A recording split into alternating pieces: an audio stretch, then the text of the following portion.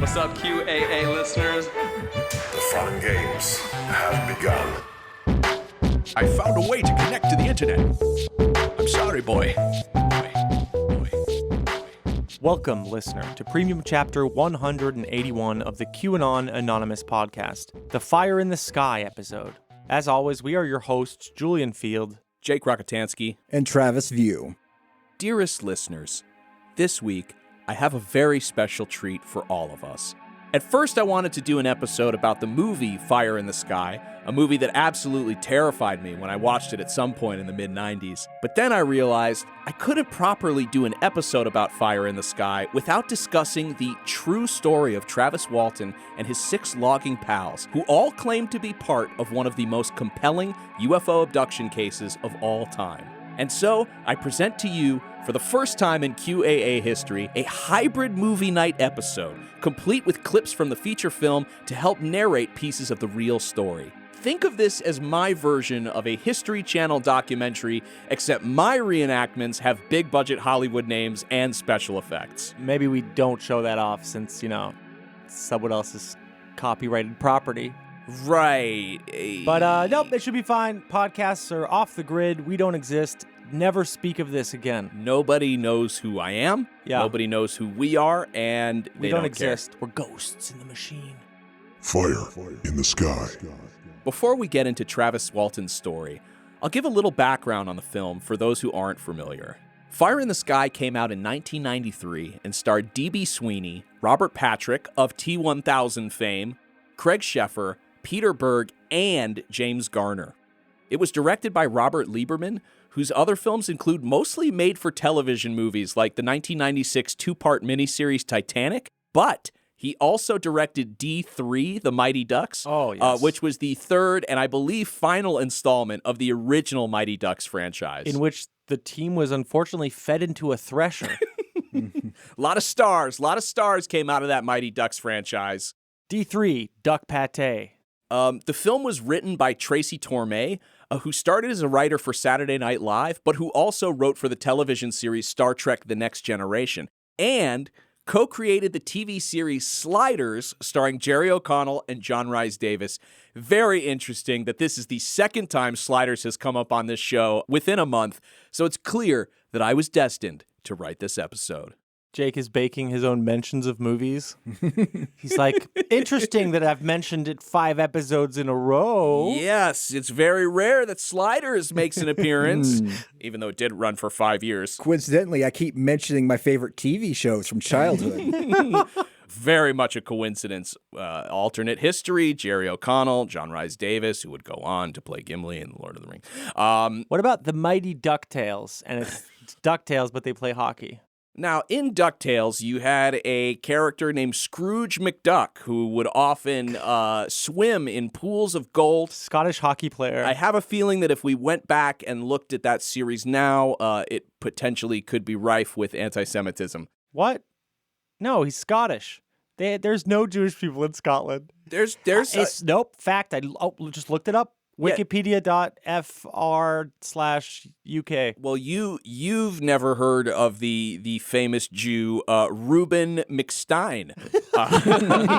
Moving right along.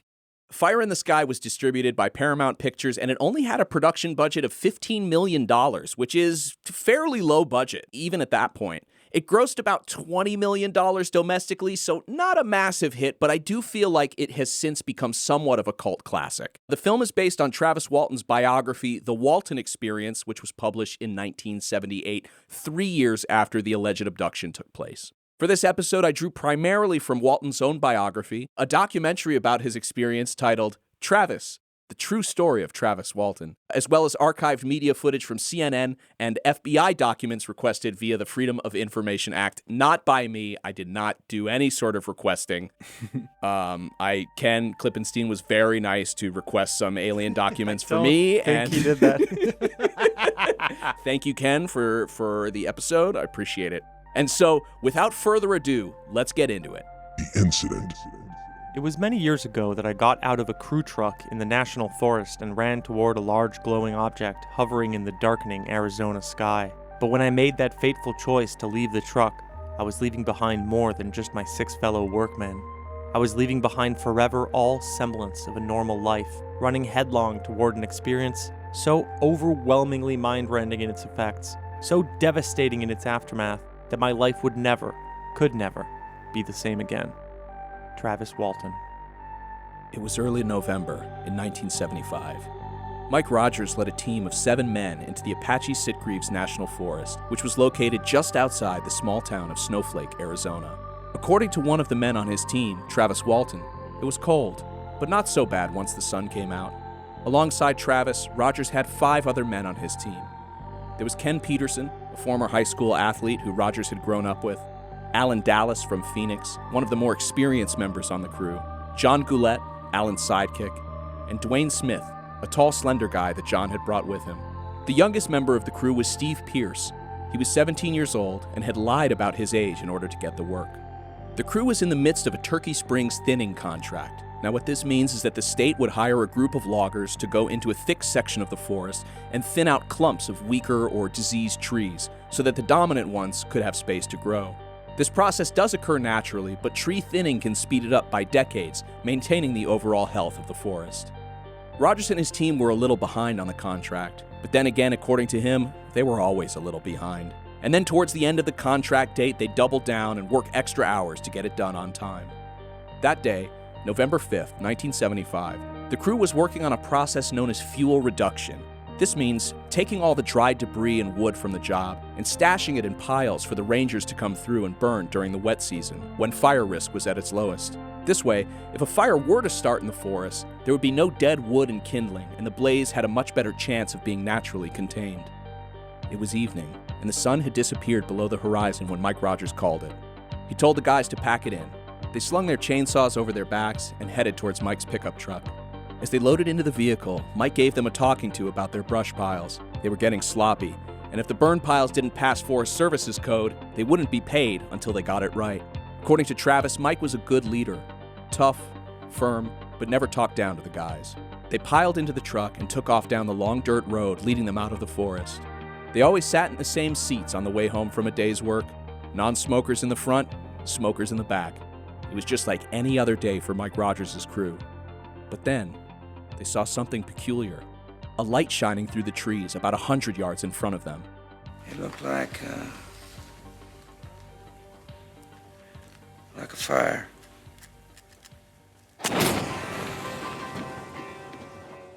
You have been listening to a sample of a premium episode of QAnon Anonymous. We don't run any advertising on the show, and we'd like to keep it that way. For $5 a month, you'll get access to this episode, a new one each week, and our entire library of premium episodes. So head on over to patreon.com/QAnon Anonymous and subscribe. Thank you. Thanks. I love you. Jake loves you.